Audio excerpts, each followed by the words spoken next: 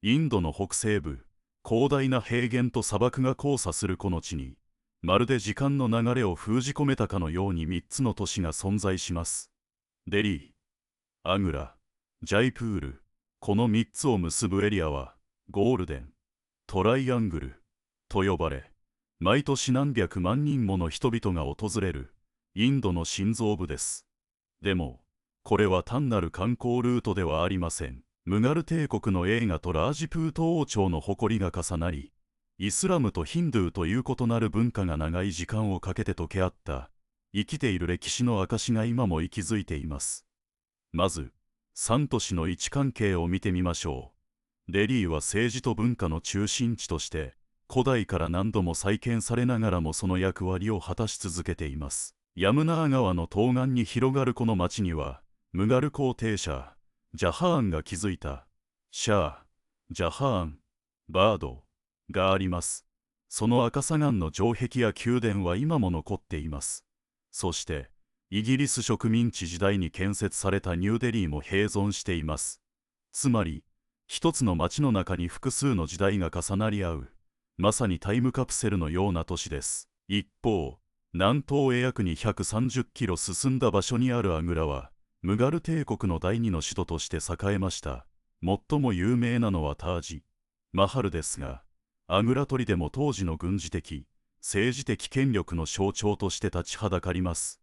デリーから南西へ約260キロ離れたジャイプールは、1727年にラージプート王サワーイージャイシング2世が計画的に建設した都市で、ピンクシティと呼ばれています。なぜピンクなのかは後で詳しく話しますが、この色には深い意味があります。こうした地理的配置を見ると、デリーが政治の中枢、アグラが芸術と建築の頂点、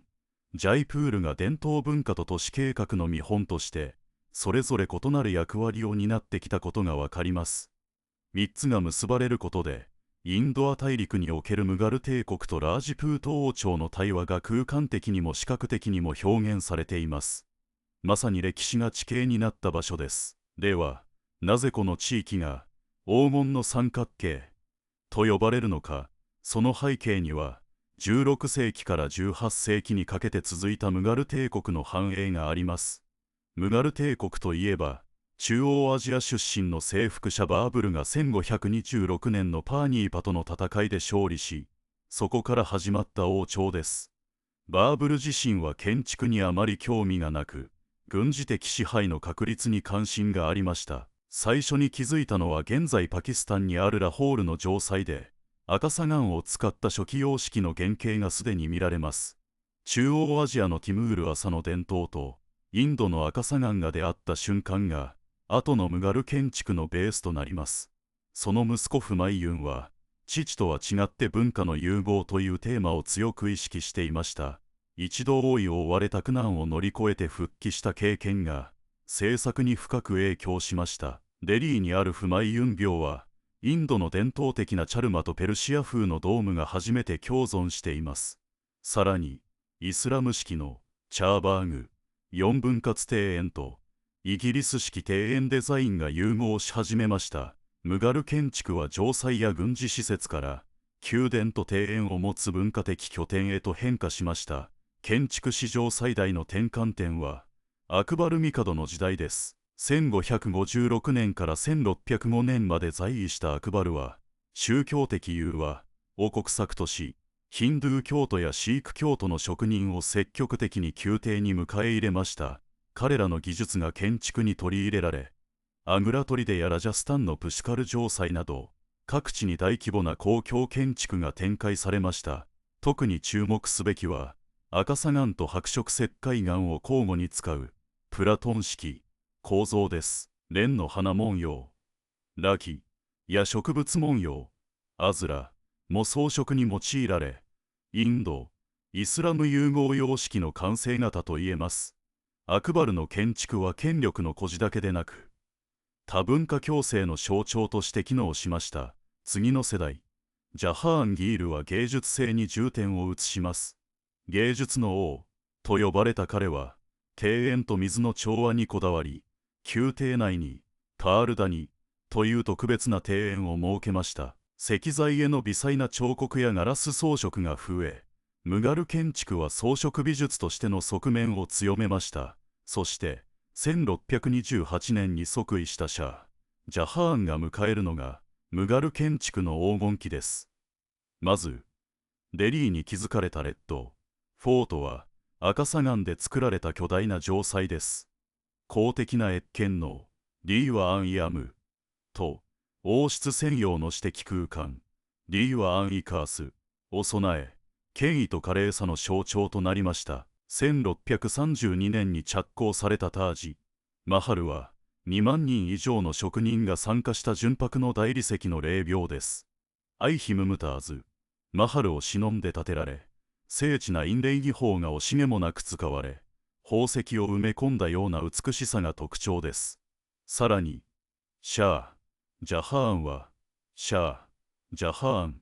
バードという新しい都市を建設し、市場、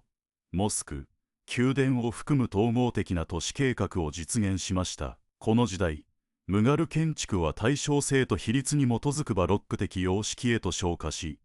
ドームの大型化と大理石、砂岩の豪華な使い方が頂点に達しました。しかし、1658年に即位したアウラングゼーブは保守的で実利主義的な姿勢をとり、華美な建築よりも軍事城塞や宗教施設の建設を優先しました。彼が建立したダウラ廟は装飾を抑え、簡素な石壁と小さなドームというスタイルです。アグラ砦の防衛施設も強化され、デカン地方など戦略的に重要な場所に要塞が増設され、中央集権的な支配体制が強化されました。ムガル建築は華やかさから実用性と軍事的目的が重視される方向へと大きく舵を切りました。バーブルからアウラングゼーブまでの約180年間、ムガル建築は政治状況や経済基盤、文化政策に応じて激しく変化しました。初期は軍事城塞中心、アクバルで多文化融合、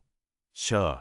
ジャハーンで芸術的頂点、アウラングゼーブで実利主義へ、帝国の盛衰を映し出す鏡だったと言えるでしょう。その足跡は今もデリー、アグラ、ラホールといった都市の景観に刻まれています。特に象徴的な存在はタージ・マハルです。アグラの静かな平原に佇む白い建造物は、デリーのスルターンは最来の宮殿軍や城塞軍の系譜を受け継ぎ、世界の文化遺産として認識され続け、インドを代表する象徴の一つです。その姿には、石材の配置や平面構成、装飾の論理の中に、ヒンドゥーとイスラムの技術と美意識が織りなす融合の結晶が凝縮されています。タージ・マハルは単なる石材の積み重ねではありません。異なる文化圏が長年の交流で形成した空間的文法の体現です。ムガル帝国が支配域を拡大する過程で、既存のインド建築様式とペルシアや中央アジアから伝わった新技術が相互に吸収され、独自の構造と装飾体系が確立されました。タージ・マハルは平面の対称性と視覚的均衡を極限まで順化した事例です。ドームの輪郭が空間全体を包み込み、内部の区画は光の移ろいに応じて表情を変えます。これはヒンドゥー文化とイスラム文化が共有する幾何学的秩序感を可視化したものでもあります。このような巨大建造物を実現できた背景には、強固な行政システムがありました。中央集権的な土地税徴収制度や地方統治の枠組みが整備され、資材を集め、技術者を組織し、計画的に建設を進めることができました。タージ・マハルは政治と行政の網の中で、権威を可視化する象徴として機能しました。後の支配体制が入ってきても、ムガル期の行政遺産は参照され続け、建築自体が統治の論理を映す鏡として位置づけられました。ムガル帝国が衰退した後も、タージ・マハルの文化的価値は揺らぎませんでした。新たな政権や共同体が台頭するたびに、過去の遺産がどのように利用され再解釈されるかが問われ、タージ・マハルは重要な参照点であり続けました。装飾の細部や空間配置は、後世の美術、建築、音楽、文学に影響を与え、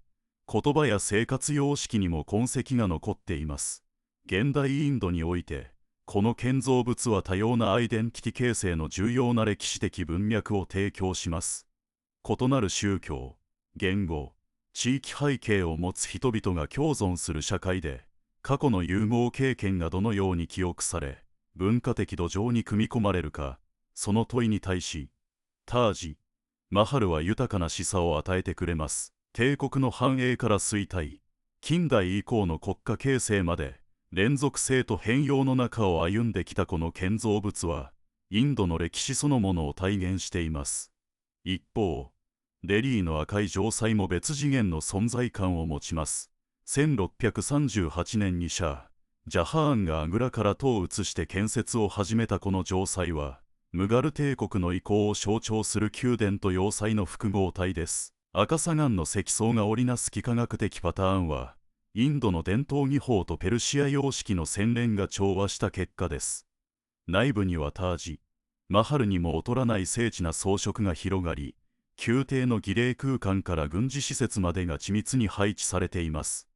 当時のデリーには50万人以上が住み、商業と文化が最高潮に達していました。この都市設計は中央集権的行政と土地税徴収網、地方総督制度を支える基盤として機能し、後のイギリス植民地支配の構造にも影響を与えました。対照的に、ジャイプールはピンクシティと呼ばれ、街全体が柔らかな桃色に染まっています。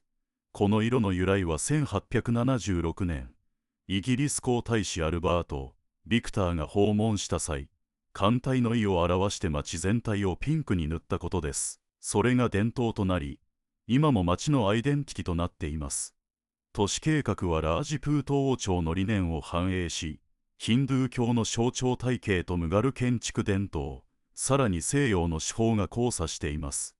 かつての城壁には7つの壮大な門があり、防御の実用性と象徴性が融合しました。門の配置や通りの配列は視覚的リズムを生み、都市全体が巨大な記念碑のように感じられます。色の反復と建築パターンの連続はアイデンティティの統一を強調し、訪れる者に開かれた姿勢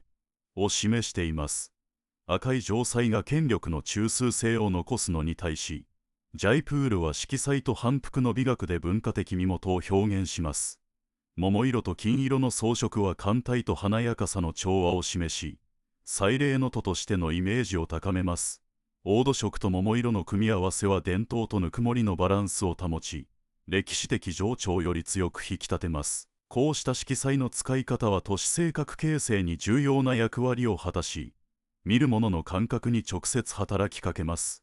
このように、3都市はそれぞれ異なるメッセージを発信しています。デリーは権力と政治、アグラは芸術と愛情、ジャイプールは文化と艦隊です。どれもムガル帝国の影響を受けながら独自の道を歩んできました。特にジャイプールではヒンドゥーとムガル、さらに西洋の建築様式が混在し、南アジアにおける多様な文化の共存を象徴しています。防衛を超えて、文化的融合の試みが都市の記憶に深く刻まれています。しかし、貴重な遺産は現代で様々な脅威に直面しています。気候変動や大気汚染による石材の腐食、彫刻や壁画の退色が進行しています。特にアグラのタージ・マハルでは、微小粒子状物質や酸性粒が白色大理石を応変させる現象が報告されています。ジャイプールの城壁は3100件以上の違法建築や不十分な保全措置により深刻な損傷の危機に瀕しています。そこでインド政府はデジタル技術を活用した保全策に乗り出しました。3D レーザースキャンによるデジタルアーカイブの構築、IoT センサーによる温度、湿度、振動のリアルタイム監視、スマートチケットシステムでの入場制限が行われ、遺産の保存と観光の両立を目指しています。さらに、AR アプリ、ジャイプール、リボーンを使えば、スマホで城壁をスキャンするだけで18世紀の風景が再現され、伝統工芸のワークショップも地域コミュニティが主導で運営されています。観光収益の一部は、文化遺産寄付金として保全資金に再投資され、持続可能なサイクルが生まれ始めています。こうした取り組みは、遺産を守るだけでなく、生かす、新たなモデルとして世界的にも注目されています。植民地時代の記録には変更性があります。イギリス、フランス、オランダの記録は文明化の使命と称しながら、実際には現地住民の抑圧や資源の略奪を正当化するプロパガンダでした。例えばプラッシーの戦いでは、内通者を利用した勝利が自由貿易の確保と美化され、ベンガル大飢饉の責任は自然災害と隠蔽されました。こうした記録の歪曲は現代の AI や YouTube でも繰り返されています。タージ・マハルの美しさだけが強調され、植民地時代の苦難や農民反乱はほとんど触れられません。歴史学者は情報の偏りが植民地主義の美化を助長していると警鐘を鳴らしています。それでもゴールデントライアングルは単なる観光地ではありません。異文化の対話と融合が豊かな社会を築くことを示す生きた証です。タージ・マハルもレッド・フォートも排他的なナショナリズムではなく包括的な多様性を肯定する歴史的先例を教えてくれます。今、これらの遺産は過去の教訓を未来の課題解決に生かす文化的架け橋として常に輝きを放ち続けています。その輝きの裏には、かつての職人たちの息吹が石に刻まれています。アグラのタージ・マハルの大理石に施されたピエトラ・ドゥラ、PIETRA、DURA の細工は単なる装飾ではありません。インド、ペルシャ、中央アジアから集められた300人以上の宝石彫刻師が17年間にわたり100種類以上のハンタカ石、マラカイト、ラピスラズリ、オニキス、コーラル、ジェット、トパーズを 0.5 ミリ単位で切り出し、はめ込んだ稀有な職人技です。この技術はムガル宮廷のアート・アカデミーで体系化され、師匠が弟子に石の脈を読むこと、すなわち結晶構造と光の反射を理解し、色の濃淡と配置を調整する口づての秘伝が伝えられました。その一部はアグラ郊外のカシープール村で7世代にわたる職人一家が守り続けています。彼らは現代の機械では再現できない手のぬくもりを石に込め、観光客が触れるたびに17世紀の職人の呼吸がよみがえります。デリーのレッド・フォート内部には、かつてムガルの音楽院と呼ばれたムーサーラ・ハルカの跡地があります。シャー・ジャハーンは毎晩、ムガル音楽の巨匠ウスタード、ハミード、カーンを招き、ラーガ・マールワ・トゥーリーを演奏させました。このラーガは夕暮れに奏でられ、感情の鎮静と瞑想を促す音階で、宮廷の儀式と密接に結びついていました。音楽は単なる娯楽ではなく政治的儀礼の一部で、皇帝は音楽のリズムに合わせて官僚の報告を聞き、判断を下しました。その伝統は現在でもデリーのクワリ、カバールで、150年続く音楽家一族がシタールとタブラで毎週金曜日に演奏を継承しています。観光客はその音色を聞きながら、宮廷の静寂と音の背後に潜む権力の重みを肌で感じ取ります。ジャイプールのハンマーンパルバット宮殿、屋上には、かつて星の観測所が設けられていました。この観測所は18世紀の大沢アイージャイシング2世が、インドの伝統天文学と西洋の天文機器を融合させ独自に設計したものです。ムガルの天文学賞、ザージア・ハマディを元にしつつ、ギリシャのアリストテレス、イスラムのアビ、ラシード、ヨーロッパのティコ、ブラーエの理論を融合させ、世界最大級の石造り日時計、ジャントル、マンタルを建設しました。この装置は高さ27メートル、重さ30トンに及び、影の長さと角度から正午の時刻を2秒の精度で測定できました。当時のヨーロッパの天文台ですら同等の精度を達成できませんでした。サワーイージャイシング2世はこの観測所で太陽の軌道を記録し、インド暦を再編成しました。彼の成果は1775年にパリの王立アカデミーに贈られ、ヨーロッパの科学者たちを驚嘆させました。しかし、イギリスの植民地記録では、インドの野蛮人が偶然に発見した道具、時計師され、長年世界の科学史から抹消されていました。近年、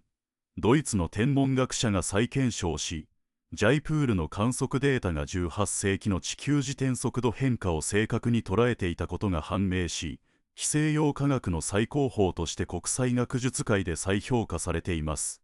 この科学と芸術の融合は3都市すべてに共通する知の遺産です。タージ・マハルの設計には黄金比と円の幾何学が厳密に応用され、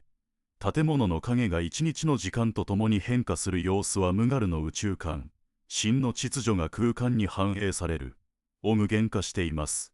デリーのレッド・フォートの噴水システムは重力と水圧の物理法則を巧みに活用し、水が自然に上昇して噴き出す仕組みは当時のヨーロッパでは実現できなかった技術でした。ジャイプールの街路配列は時期の流れと風向きを考慮し、夏の熱風を自然に冷やし、冬の寒気を遮断する気候的大型都市計画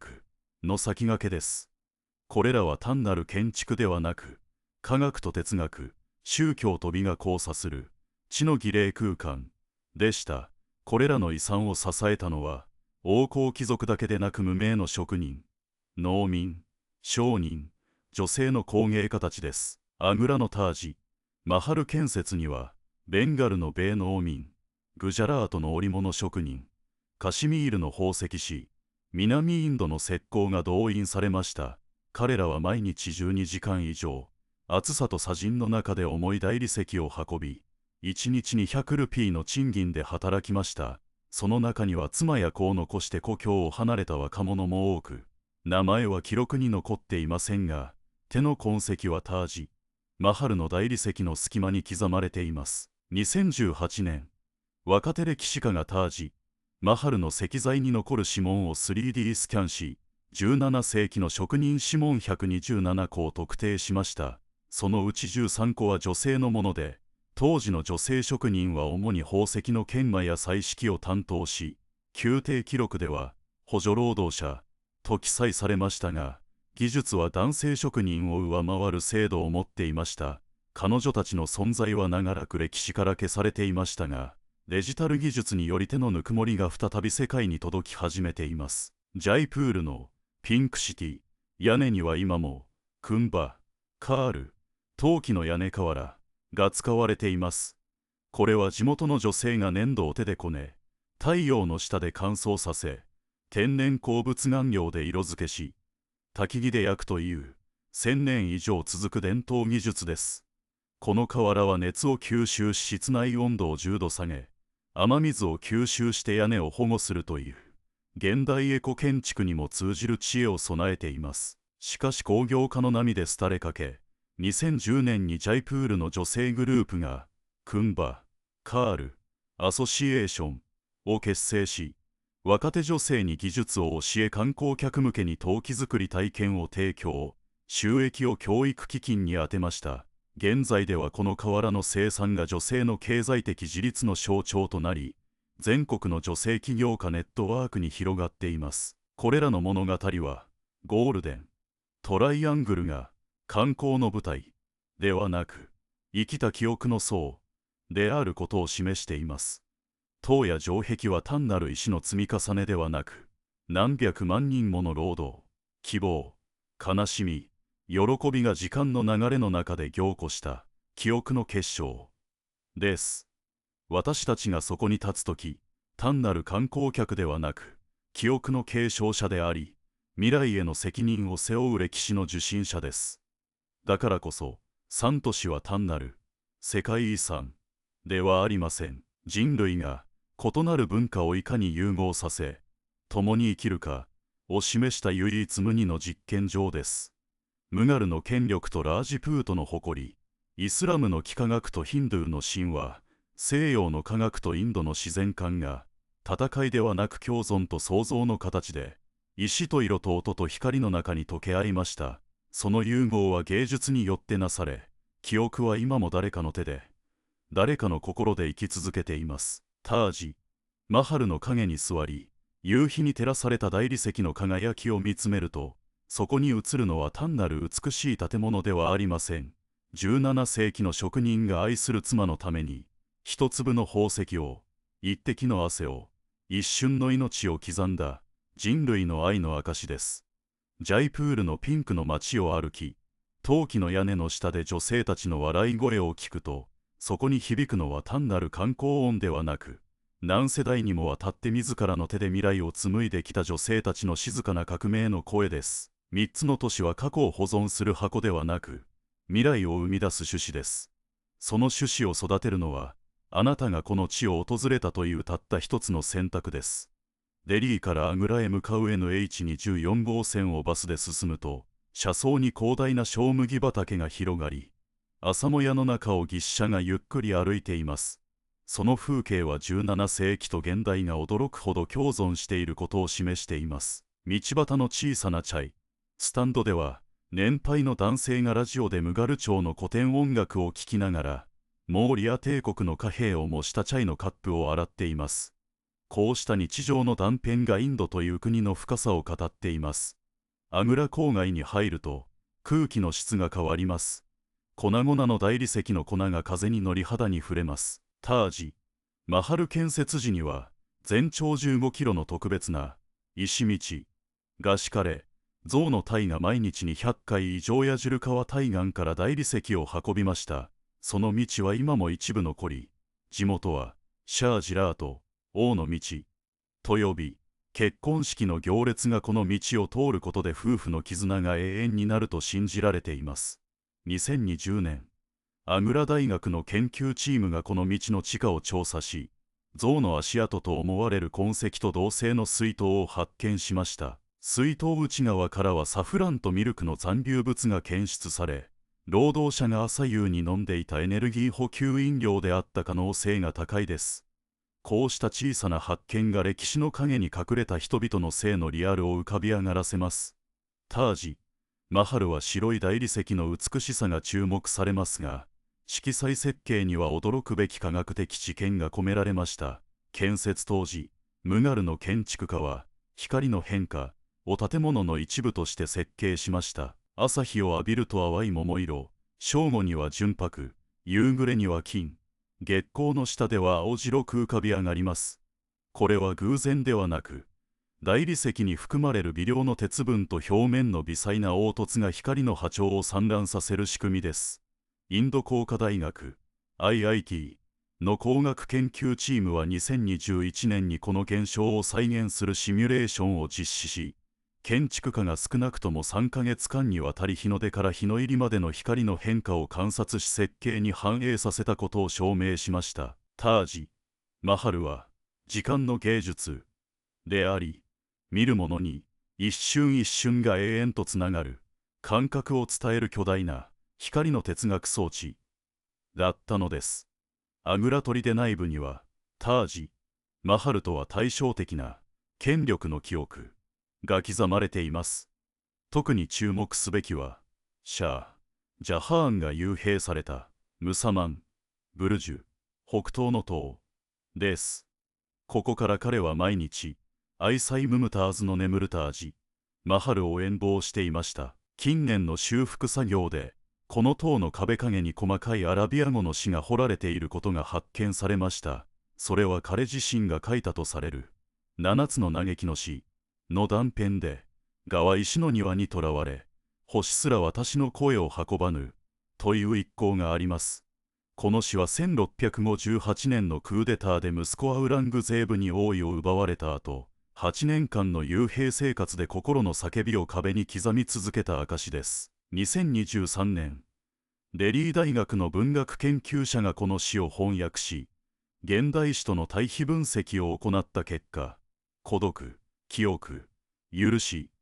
のテーマがインド現代史にも強く影響していることが明らかになりました。塔は単なる牢獄ではなく、政治的抑圧の中で生まれた知的抵抗の聖地でもあります。ジャイプールへ向かう道中、バーワーリーという小さな町には水の知恵が眠っています。18世紀にラージプートの女性王族が建設したアーダバーワーリーの海底井戸は全長50メートル、100段以上の階段を持ち、単なる水源ではなく女性たちの教育と儀礼の場として機能していました。毎週水曜日に村中の女性が集まり、水を汲みながら草木の薬効、出産の知恵、星座の読み方を学びました。井戸壁に刻まれた月の満ち欠けと生理周期の関係を示す図解は、インド最古の女性向け科学教材といえるもので、当時の知識が宮廷だけでなく地方にも広がっていた証左です。2019年、ユネスコがこの井戸を女性と科学の遺産として暫定リストに掲載し、現在は地元 NGO が伝統知と現代医学の融合をテーマに若手医師と伝承医のワークショップを開催しています。ジャイプールに入ると、その計画性の高さに驚きます。市街の中心にあるチャンドポールスクエアは東西南北にまっすぐ伸びる道路の交差点で、ピンクシティの原点です。しかし、街の設計にはもう一つ重要な要素があります。食の哲学です。1876年、英国のウェールズ公5のエドワード7世がインド訪問を計画した際、ジャイ・ナラヤン親王は歓迎の意を示すために街全体を赤く塗ろうと提案しました。当時、赤はラージプートの誇りと艦隊を象徴する色でしたが、赤い漆喰は高温で早く劣化することが判明し、代わりにテラコッタ色、すなわち現在のピンク色が選ばれました。これは砂漠の熱を反射し、視覚的に涼しさを感じさせる効果があり、政治的配慮と環境適応の融合でした。1980年代、ジャイプール市は世界で初めてのカラーコード都市計画を制定し、建物外壁はすべて指定された5種類のピンク系で塗装することが義務付けられました。この法律により観光化が進む中でも街の景観が守られ続けています。ジャイプールの手仕事の魂は路地裏で今も脈打っています。特に有名なのは、ジョハリ・バザーのジュエリー職人です。彼らの技術はムガル時代に宮廷で発展したミナカード、エナメル細工やジャーリー、金刺繍にルーツがあります。しかし近年注目されているのは、女性ジュエリーデザイナーの台頭です。2015年、地元美術大学を卒業した若い女性たちが、ラージラクシュミコレクティブを結成し、伝統技術を用いながら LGBTQ+ のアイデンティティや気候変動問題をテーマにしたジュエリーを発表しました。例えば、氷河の涙というネックレスはヒマラヤの氷河が溶ける様子を青いエナメルで表現し、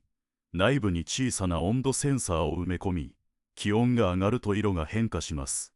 この作品は2022年のミラノクラフトフェアで伝統と革新の融合賞を受賞し、伝統工芸が社会問題への意識を高めるアートアクティビズムとして進化している証拠です。ジャイプールの音の文化も見逃せません。毎年11月に開催されるジャイプールワールドミュージックフェスティバル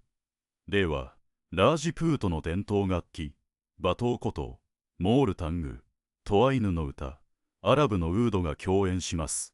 このフェスは単なる異文化交流ではなく、失われた音の再発見を目的としています。2020年、音楽学者がジャイプールの古書庫で18世紀の音階図譜を発見しました。そこにはインド古典音楽のラーガ、ペルシャ音楽のマカーム、中国の五音階が円形の図で並べられ、共通点が分析されていました。ジャイプールは当時、アジア音楽の交差点として国際的な音楽研究の中心地でした。現在、この図譜を元にしたグローバルラーガプロジェクトが進行中で、AI を使って失われた旋律を再構築しようとしています。こうした動きは、遺産が性的な保存から動的な再生へと移行していることを象徴します。デリーの若手アーティストが模すジャーミー・マスジッドのアーチをモチーフにしたプロジェクションマッピングを夜間に実施し、過去の建築を光で再解釈し、SNS で世界中に発信しています。アグラではタージ・マハル周辺でドローンを使った光と影のパフォーマンスが毎週末開催され、観光客がスマートフォンで撮影した映像が YouTube で数百万回再生されます。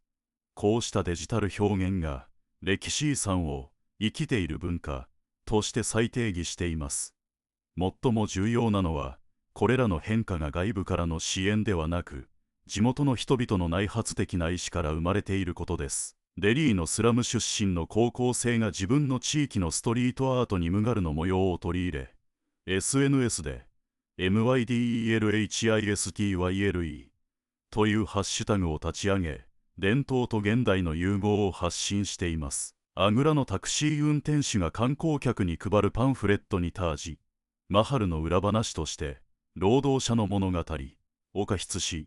ジャイプールの女子高生が文化祭で、クンバ・カールの瓦を使ったインスタレーションアートを展示し、母の手仕事は未来の技術だとスピーチしています。これらの一連の動きは、ゴールデン・トライアングルが観光地として終わらないことを示しています。ここは過去の栄光をなぞる場所ではなく、未来の文化を生み出す創造の帯同の場なのです。ムガルの石膏が大理石に愛を刻んだように、現代の若者はデジタルとアート、伝統と社会課題を通して自分たちの愛の証を刻んでいます。その証は石ではなく、心とつながりに刻まれています。だから、あなたがこの3都市を旅するとき、ガイドブックの事実だけを見るのではなく、路地の奥で陶器を焼く女性の手、タクシー運転手の語る個人の記憶、市場でジュエリーを磨く職人の眼差し、そうした小さな光に耳を澄ましてください。それらこそが真のインドの魂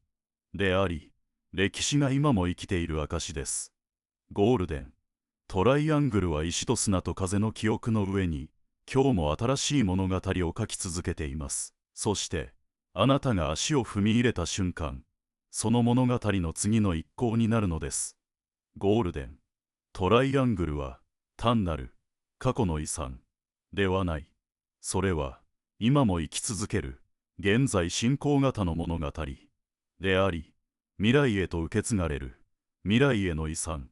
なのだ。あなたがこの3都市を訪れるとき、あなたはその物語の書き手の一人になるのか、それともただの読み手で終わるのか、それはあなた自身の心の耳にかかっている。現在、デリーの若手アーティストたちは、モス・ジャーミー・マスジットのアーチをモチーフにしたプロジェクション、マッピングを夜ごとに展開し、過去の建築を光で再解釈して、世界中に発信している。アグラでは、タージ・マハル周辺でドローンを使った光と影のパフォーマンスが毎週末開催され、観光客がスマートフォンで撮影した映像は YouTube で数百万回再生されている。こうしたデジタル表現が歴史遺産を生きている文化として再定義しつつある。何よりも驚くべきは、これらすべての動きが外部からの支援ではなく、地元の人々の内発的な意思から生まれているという点だ。デリーのスラム出身の高校生は、自分の地域のストリートアートにムガルの模様を取り入れ、SNS で MYDELHISTYLE というハッシュタグを立ち上げ、伝統と現代の融合を発信している。アグラのタクシー運転手は、観光客に配るパンフレットにタージ・マハルの裏話として、労働者の物語を加筆し、ジャイプールの女子高生は文化祭で、クンバ・カールの瓦を使ったインスタレーションアートを展示し、母の手仕事は未来の技術だとスピーチしている。これら一連の動きは、ゴールデン・トライアングルが単なる観光地で終わらないことを示している。ここは過去の栄光をなぞる場所ではなく、未来の文化を生み出す創造の帯同の場であり、ムガルの石膏が大理石に愛を刻んだように、現代の若者たちはデジタルとアート、伝統と社会課題を通して、自分たちの愛の証を刻んでいるのだ。その証は石ではなく、心へと、つながりへと刻まれている。だから、あなたがこの3都市を旅するとき、ガイドブックの事実だけを見るのではなく、路地の奥で陶器を焼く女性の手の動き、